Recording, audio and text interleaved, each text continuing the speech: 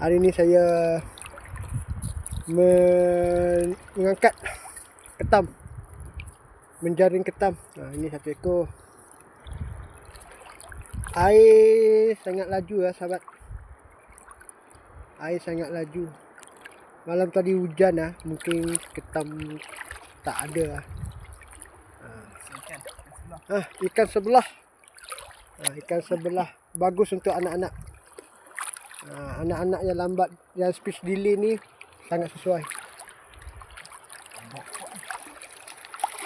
Ombak sangat kuat. Ketam pun tak berapa banyak. Boleh kira ini hari.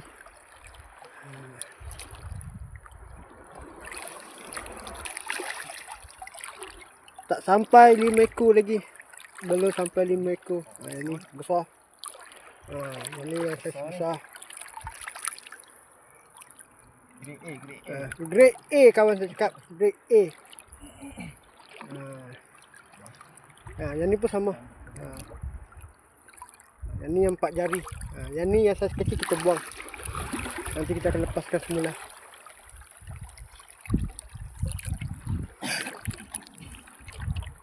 Kita tengok. Ikan besar. Ikan besar. Ikan grup. Ikan grup. Setengah kilo ni. Lebih kurang setengah kilo. Masak 3 rasa.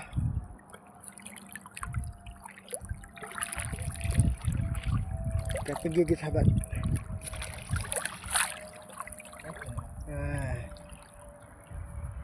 Ikan sebelah. Ikan sebelah. Hari ini banyak kurang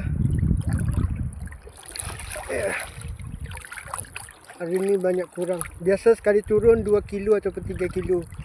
Ini hari mau dapat 1 kilo pun agak susah. Ketam, belangkas.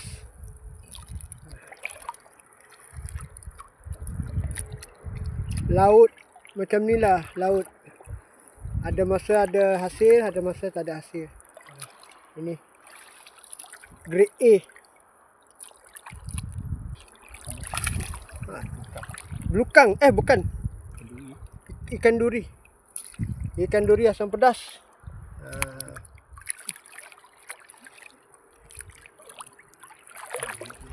Belangkas lagi. Belangkas ikan grup. Ini anak grup. Daun baru.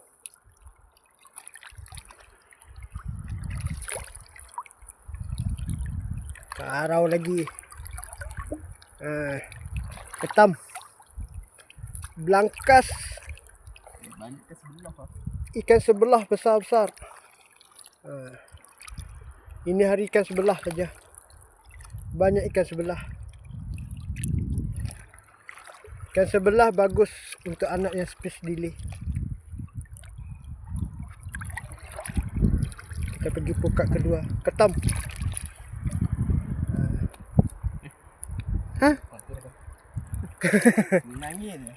Senangin besar.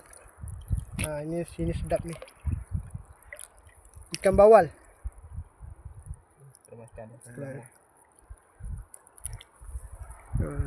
Ikan todak dah kena makan. Ikan sebelah, ketam. Ketam lagi.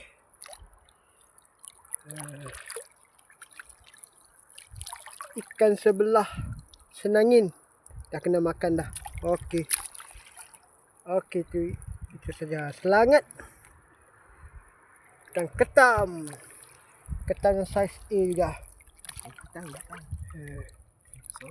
Ini ikan kitang.